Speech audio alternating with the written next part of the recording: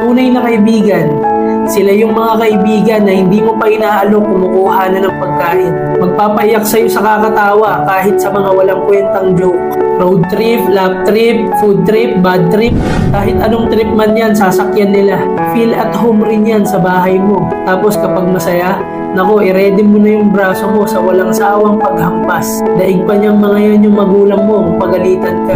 Higit sa lahat, yung mga tunay na mga kaibigan mo yung matitira sa'yo kapag tinalikuran ka na ng mundo.